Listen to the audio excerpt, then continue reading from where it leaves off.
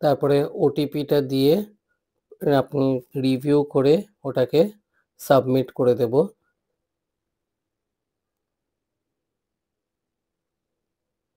তো সাবমিট করার পরে নেক্সট এই পেজটা আসবে।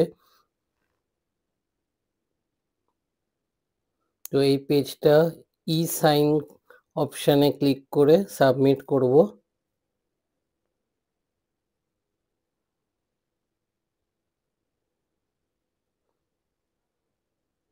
তারপরে এখানে সাকসেস দেখিয়ে দেবে। সাকসেস দেখাবার পরে একটা ট্র্যাকিং ডিটেলস পাবেন আপনারা। সেই ট্র্যাকিং ডিটেলসটা ট্র্যাক করার জন্য আবার আমরা ফার্স্ট পেজে চলে আসব। ফার্স্ট পেজে আসার পরে দেখুন এখানে ট্র্যাক অ্যাপ্লিকেশন স্ট্যাটাস বলে যে অপশানটা আছে সেখানে ক্লিক করব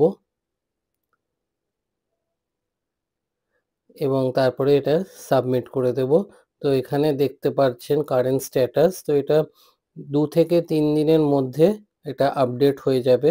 তারপর আমরা অনলাইন যাদের মোবাইল নাম্বার রেজিস্টার নেই তারা বাড়িতে বসেই কিন্তু এই ফর্মটা ফিল আপ করতে পারবে। আশা করছি এই ভিডিওটা দেখে আপনাদের একটু সুবিধা হলো। তো ভিডিওটা ভালো লাগলে ভিডিওটা লাইক করবেন, শেয়ার করবেন এবং চ্যানেলটা সাবস্ক্রাইব করে দেবেন। আবার দেখা হবে নতুন ভিডিওতে। চলুন টাটা।